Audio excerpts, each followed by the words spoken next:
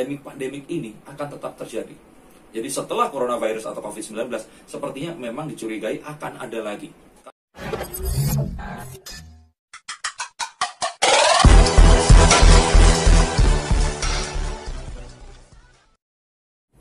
Halo teman-teman, selamat datang di channel YouTube gue, Singgi Faute. Gimana kabarnya semuanya, sehat? Ini udah masuk ke berapa ya puasa? Hampir ke 10 ya. Nah, buat teman-teman yang menjalankan ibadah puasa, semoga puasanya lancar terus sampai tamat. Dan yang tidak menjalankan ibadah puasa, semoga sehat selalu. Ini ada yang menarik nih. Saya lihat di video itu di situs TED, Teknologi, Education, and Design. Video ini 5 tahun yang lalu. Jadi aku baru lihat juga karena memang viral di YouTube. Jadi di sini ada seseorang, ya dia Bill Gates lah ya, langsung aja kasih. Bill Gates itu ngasih pidato yang seolah-olah dia udah tahu bakalan ada pandemi atau akan ada COVID-19, Corona. Jadi di pidatonya dia ngomong kayak gini nih. Ketidaksiapan manusia jika ada wabah. 5 tahun yang lalu bro dia ngomong kayak gini. Terus dia bilang lagi kayak gini.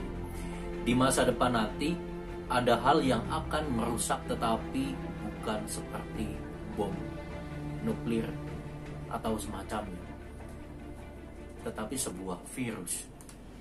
Dan di videonya itu lebih menarik lagi. Bill Gates ngasih tahu foto virus corona.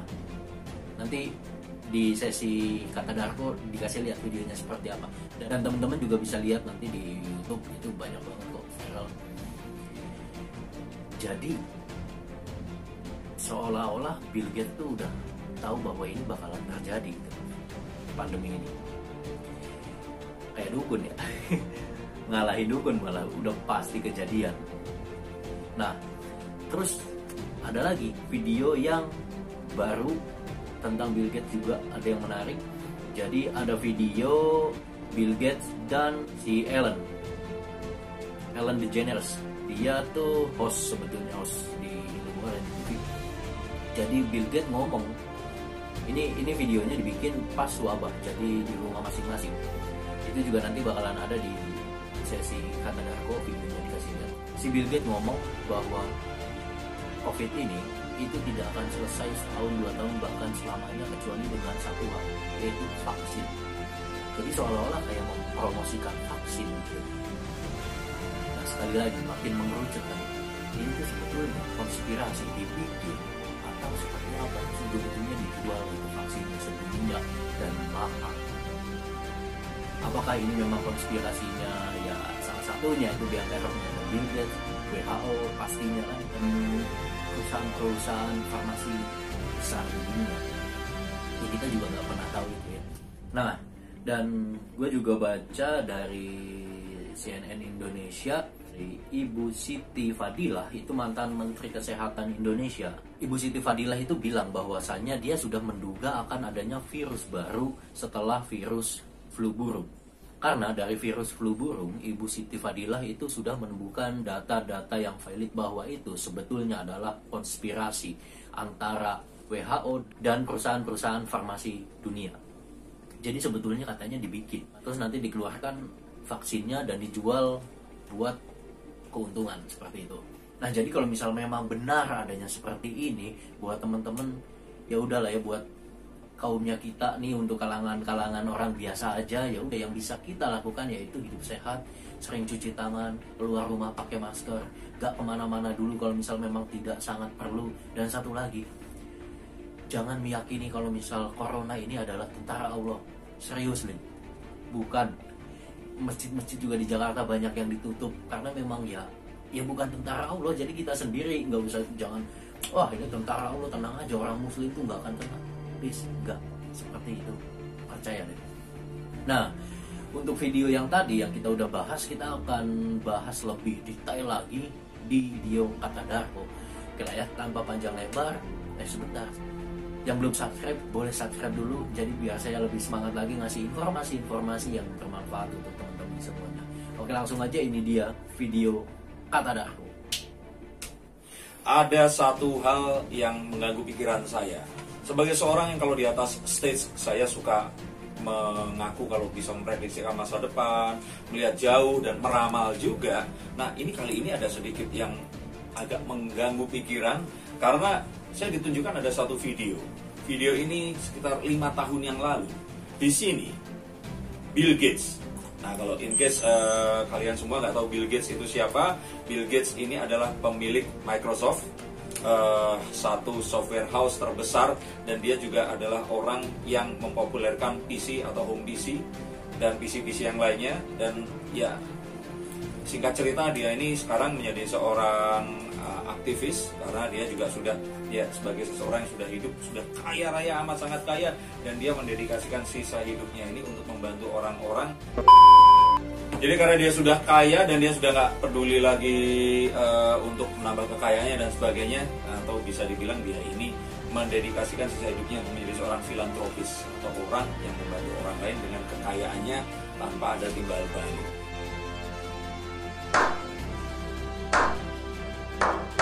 Nah, video ini dilakukan di acara yang bernama TED atau Technology, Education, and Design. Nah, ini acara di mana banyak sekali orang, dan ini nirlaba, artinya mereka yang di situ nggak dibayar, menyampaikan pemaparan mereka, ideas mereka selama 8 menit paling lama di atas panggung. Saya pernah juga memberikan ini, ide saya, tapi untuk TED yang bukan di USA ya, di Bandung waktu itu, TEDx bersama Ridwan Kamil, Sujiwo Tejo, dan banyak tokoh-tokoh yang lainnya. Nah, sekarang saya akan bahas tentang satu video 5 tahun yang lalu, dan ini ada di situs TED, TED. Judulnya adalah The Next Outbreak, We're Not Ready, Bill Gates. Nah, ini adalah videonya, dan di video ini dia berusaha untuk memaparkan tentang ketidaksiapan manusia, terutama Amerika, jika ternyata ada sebuah outbreak atau wabah.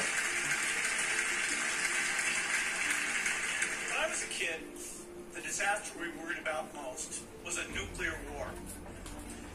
That's why we had a barrel like this down in our basement, filled with cans of food and water. When the nuclear attack came, we were supposed to go downstairs, hunker down, and eat out of that barrel. Today, the greatest risk of global catastrophe doesn't look like this. Instead, it looks like this. Nah, stop, lihat, ini adalah coronavirus. Loh, lihat, ini coronavirus. 5 tahun yang lalu, pada 2015, can you imagine? Ini 5 tahun yang lalu, Bill Gates sudah melakukan presentasi yang bersifat internasional, dan dia mengemukakan tentang bahaya coronavirus. Dia tadi sampaikan bahwa di masa depan nanti, katastrofik atau satu hal yang akan merusak, itu sifatnya nggak kayak bom atom kayak dulu lagi, tapi seperti ini. Dan ini membuat kita semua berpikir, apa benar Bill Gates ini adalah seorang mentalis? Seseorang yang bisa melihat masa depan dan kemudian kembali lagi ke masa kini, atau seorang paranormal yang bisa menerawang? Nah, di video ini juga dijelaskan bagaimana US atau Amerika itu sebenarnya tidak siap, terutama healthcare mereka, dan jika terjadi sedemikian cepat, otomatis orang-orang ini nggak akan secepat itu bisa sadar, dan ini akan menyebar dengan lebih cepat daripada yang dibayangkan. Nah, kemudian video ini jadi viral, yang saya lihat ini ditonton oleh 27 juta orang di seluruh dunia. Nggak sebanyak lagunya Kertonyonyo Udah Janji sih, tapi Bang. Tapi maksudnya di sini ini ditonton sama banyak orang, dan orang-orang ini mulai mempertanyakan, jangan-jangan Bill Gates ini tahu, atau jangan-jangan.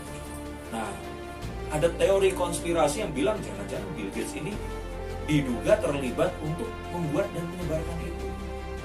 Nah, dan kemudian video ini silakan nonton ya, nanti dicari sendiri. Ada satu video yang lainnya lagi. Kalau di video ini ya video yang normal ada 561.000 likes dan ada 24.000 dislike. Tapi ada satu video yang lain lagi, kalau kita ketik di sini Bill Gates dan Ellen DeGeneres. Ellen DeGeneres ini adalah seorang pembawa talk show seperti Mas Tukul Arwana, Mas Deddy Corbuzier, dan Mbak Najwa Shihab. Nah, di sini ini ditonton tidak kurang apa ya? Ini video lebih baru. Nah, ini videonya. Bill Gates dan Ellen DeGeneres dilakukan waktu pandemik, jadi terpisah melakukannya.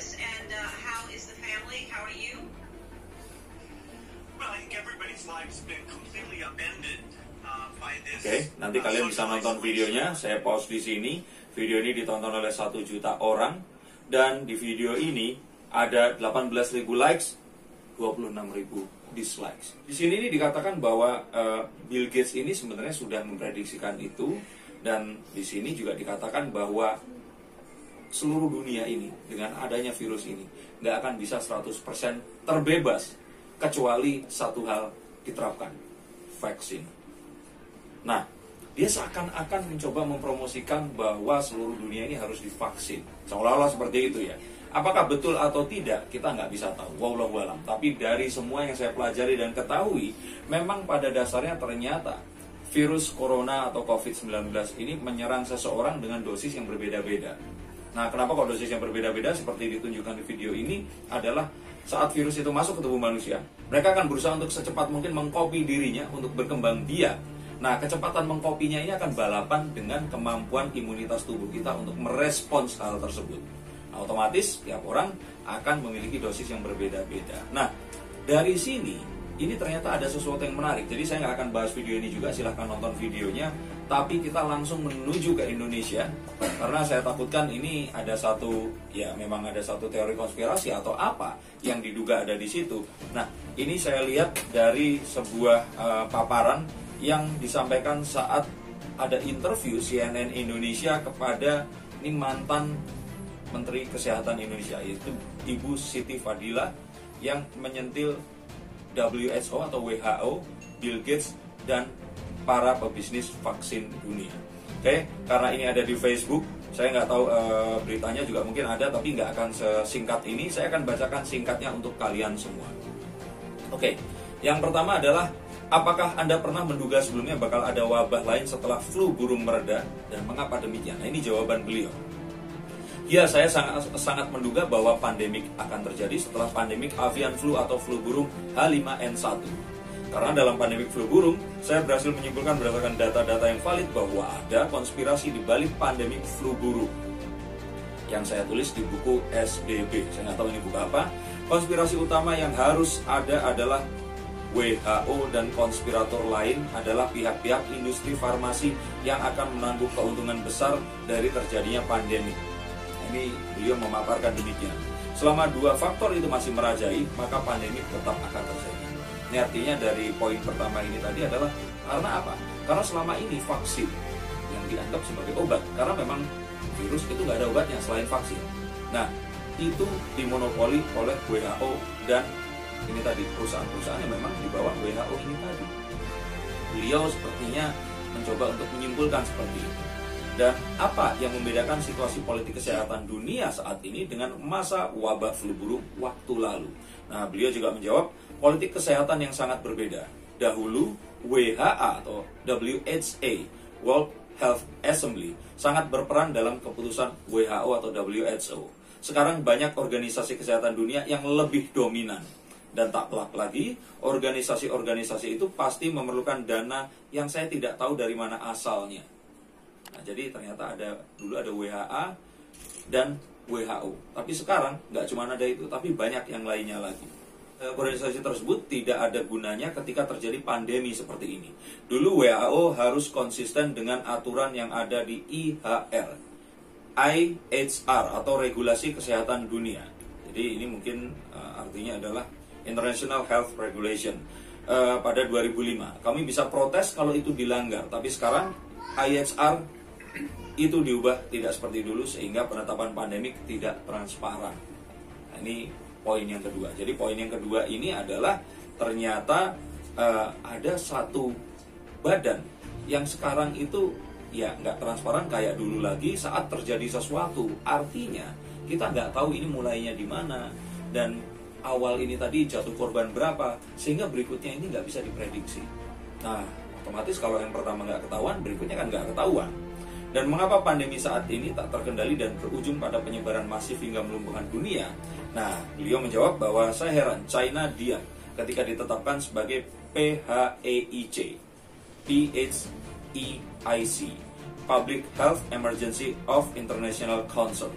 Apakah betul virus berasal dari kelelawar yang menular ke manusia dan kemudian menular dari manusia ke manusia?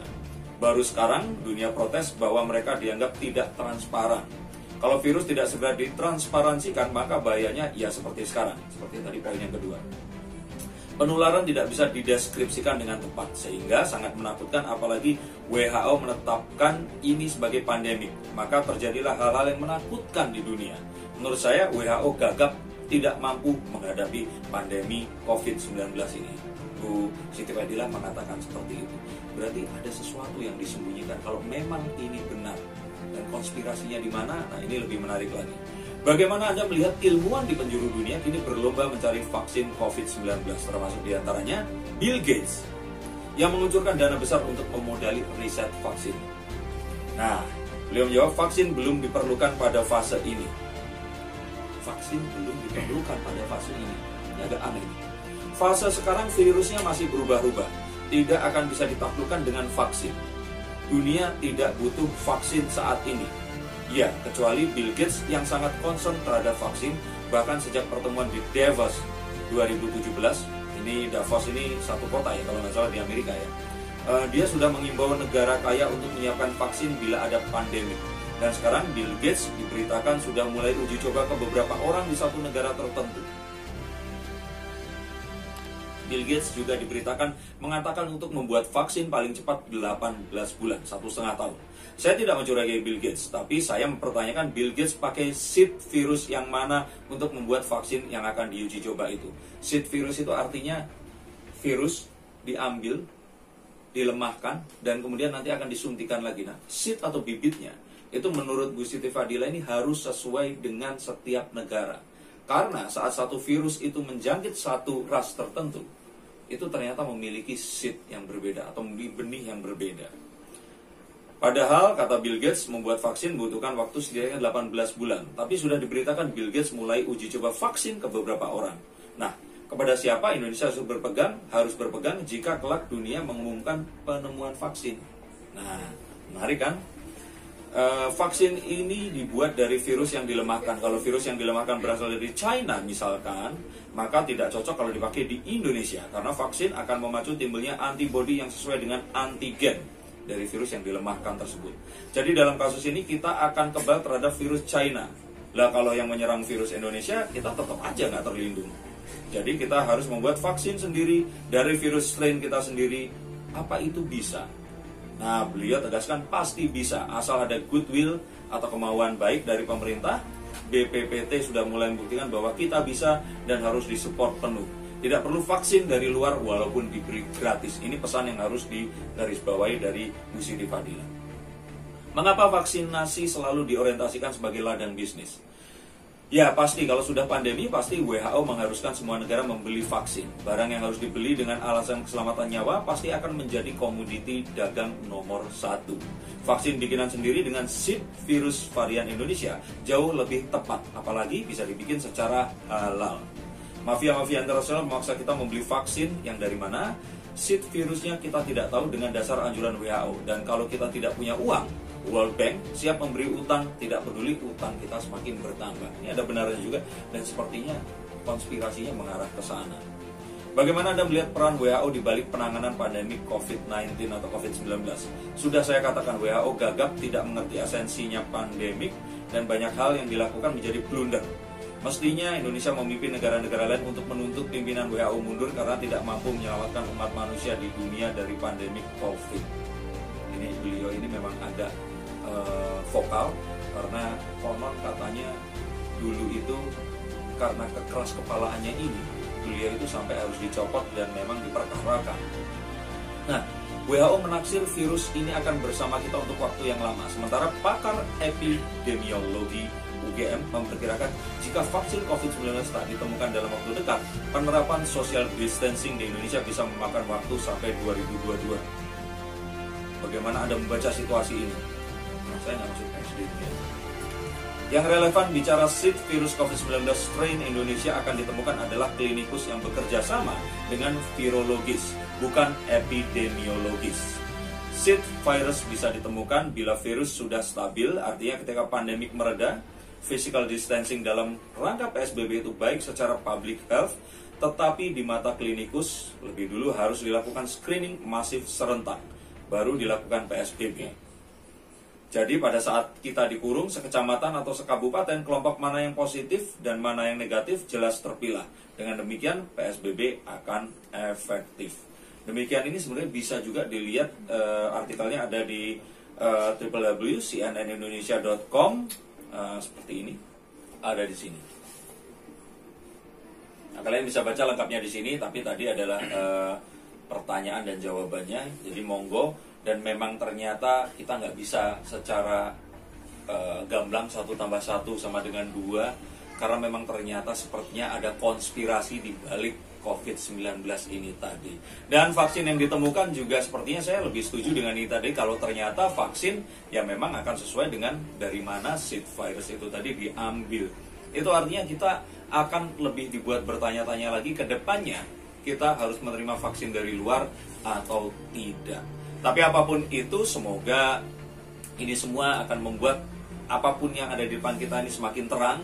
Kita tidak malah jadi ketakutan, tapi ini juga tidak ada salahnya dijadikan satu pemikiran untuk berjaga-jaga. Dan harapannya kita tetap berdoa sambil sabar, menunggu, tidak kemana-mana, dan melakukan apapun kecuali jika terpaksa. Dan jika terpaksa, silakan keluar, tapi gunakan masker, bercuci tangan jika ternyata sudah pulang, dan cuci semua pakaian yang Anda kenakan. Terima kasih sudah menonton konten ini. Semoga bisa membuka mata kita. Saya Denny Darko.